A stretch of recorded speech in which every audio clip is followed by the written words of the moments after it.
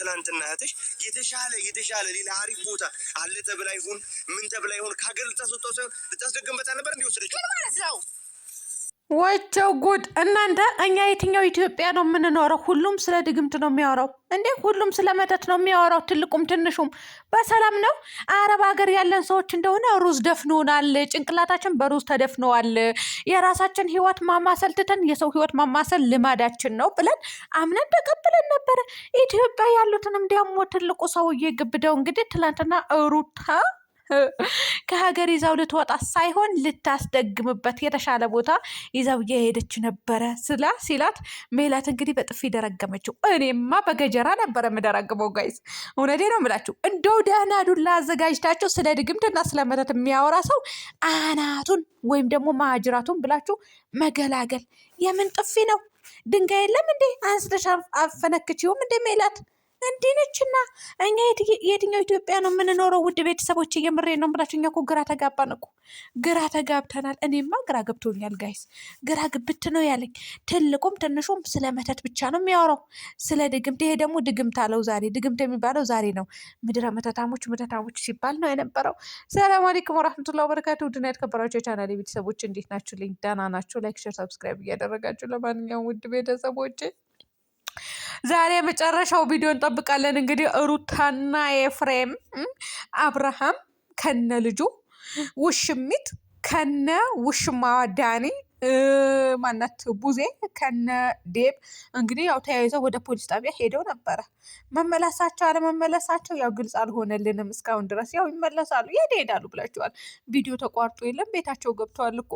የሆነ ቦታ ይተከሉና ቪዲዮ ይቀርጻሉ ማለት ነው ጋይስ። እውነቴ ነው ብላቸው እና ልዑሌም ደግሞ የኔ አባት የኔ ፋፍጭ የሆነ ይሄ ድንቡሽቡሽ ወይኔ በላቸው እናንተ በልጅ ትጨክናላችሁ። ባላ ወላይ እንደው ርህራሄ አዘኔታ የሚባል ነገር አለ እኮ ጋይስ እናንተም እኮ ትወልዳላችሁ። ወላሂ የወለዳችሁ ቀን ማለት ነው እንዴ የሩታና የአብርሃም ልጅ ለምን እንደዚህ ያደረግኩት ነው የምትሉት።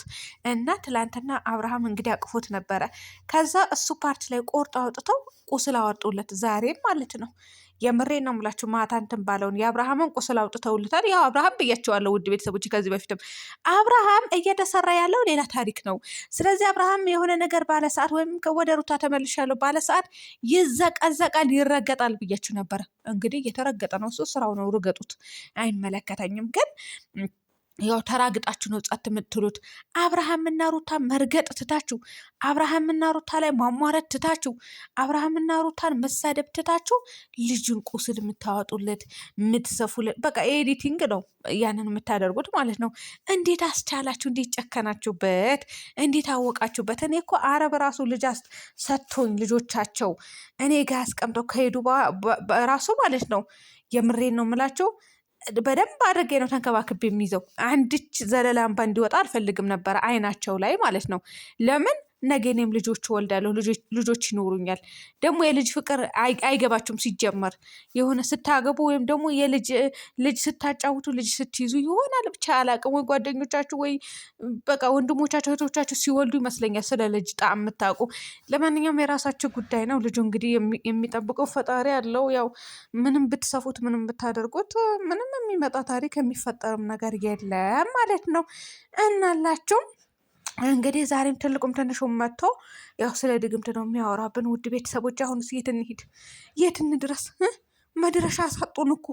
ትንሹም ትልቁም ስለ ድግምት እያወራ መድረሻ አሳጡን። በሰላም ነው ሰላማችሁ ውጡና ማለት ነው።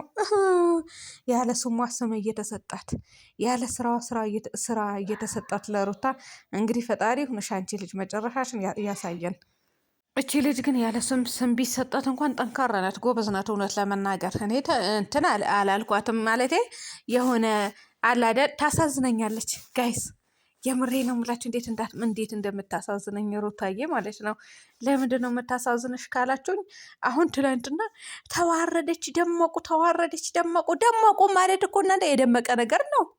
ውሽሜት ከማለት ደመቁ ማለቱ አይቀልም? ይቀላል። እና ተዋረደች ይላሉ ናቸዋለሁ። ያው ዳኒ እናንተ እናንተ እኮ ናቸው የተዋረዳችሁት። እውነት እናንተ ማለት ነው። እነሱ ፌር ይሰራሉ እዚህ ጋር፣ አንቺ እዛ ጋ አፍሽን ከፍተሽ አዳሜ። እውነት ይመስልሻል? ሪል ይመስልሻል? በቃ ታጨበጭቢያለሽ ማለት ነው። ምድር አጨብጫቢ። እውነት ነው ብላችሁ በጣም እኮ ነው የምትገርሙኝ። እና የተዋረዳችሁ እናንተ ናችሁ እኮ። አሁን ሩታ ምንም የተዋረደችበት ነገር የለም። ተዋረደች ብሎ ነገር የለም። ልንገራችሁና አስረግጬ ነው የምነግራችሁ። አብርሃም እንደታመመ ሰው በቃ ፍዝዝ ድንዝዝ ብለዋል።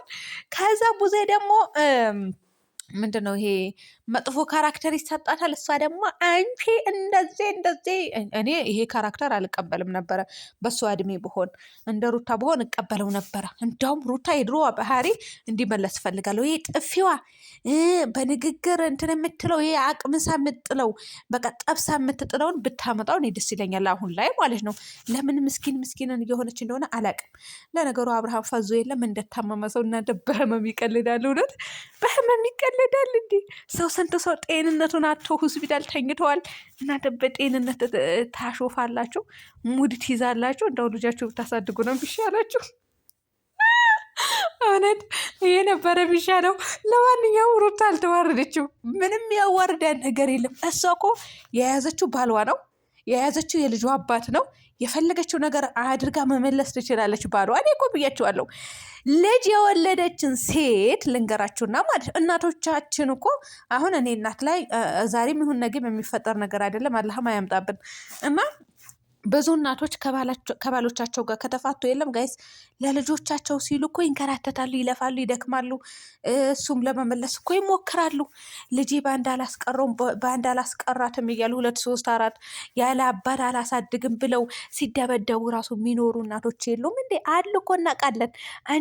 አንቺን ቤት እኮ ሊኖር ይችላል፣ እናትሽ ጋር ሊኖር ይችላል፣ ተፈጥሮም ሊሆን ይችላል፣ አይታወቅም። ወይም ያለ አባት አድገሽ ሊሆን ይችላል። ያለ አባት ያደገ ሰው ምን አይነት ስሜት እንደሚሰማው ደግሞ ታውቂው ይሆናል፣ አይታወቅም። ገባችሁ አይደለም? እኔ ባላየውም በሌላኛው ሰው ስላየሁት እረዳለሁ ይህንን ነገር ማለት ነው። እናት ደግሞ የወለደች እናት ደግሞ የፈለገ ነገር ባልዋ መጥፎ ቢሆንም ምንም ቢሆንም አዎ ተንከባክባ እንደምንም ብላ መልሳ ወደ ራሷ ባልዋን ትያዝ። አለቀ። አዎ በእኔ አስተያየት ማለት ነው። ውሽሜት አለች እኮ ጋይስ፣ ውሽሜት አለች እኮ ባልዋ ያልሆነውን ባልዋና ልጇን አስቀምጣ እኮ አሻሼ ገዳም የምትል የተዋረደች ቅሌት የተከናነበች እኮ እሷ ናት። ልንገራችሁና ሄርሜላ እናንተ ናችሁ እንድትሰደብ የምታደርጉት። የምር እኔ መሰደብ አልፈልግም ነበረ። ምንም አላደረገችኝም፣ አልበደለችኝም። ግን የተዋረደች እሷ ናት። ማፈር ያለባት እሷ ናት። ቅሌታሟ እሷ ናት። መተት ከተባለ መተታሟ እሷ ናት። ድግምት ከተባለ ድግምተኛዋ እሷ ናት። ምክንያቱም ባለትዳር ወንድ ላይ ነው ዘላ የመጣችሁ። ባለትዳር ቤት ነው ዘላ የገባችሁ። ደግሞ ክብር የሚባል ነገር አለ፣ ህሌና የሚባል ነገር አለ። በገንዘብ እኮ ህሌና አይሸጥም። ልንገራችሁና ነገ እኮ ልጆቿን ቪዲዮን ያዩታል። ይሄ የምትሰራው ነገር ገባችሁ አይደለ? ይሄንን ያጣች አይደለችም። ትበላለች፣ ትጠጣለች። መሀይም ግን እዚህ ጋር ምን ትሰራለች? እንትን ለመፈመስ ብላ ስግጥ ብላ ራሷን አዋርዳ ትሰራለች። ከዛ እሷ መሳዮች ደግሞ እሷን ትደግፋላችሁ። ህፃን ልጅ ደግሞ እዚህ ጋር ታቆስላላችሁ ማለት ነው። እኔ ህፃኑ ልጅ አሳዘነኝ። ውድ ቤተሰቦች እየምሬን ነው የምላችሁ። እኔ እሱ ነው ያሳዘነኝ፣ ከሩታም የበለጠ እሱ ነው ያሳዘነኝ። ሩታም ታሳዝናለች እኮ። አብርሃም አንተ ዱንዙዝ የሆንክ ልጅ ማለት ነው። ሚስትህና ልጅህን አስከብር።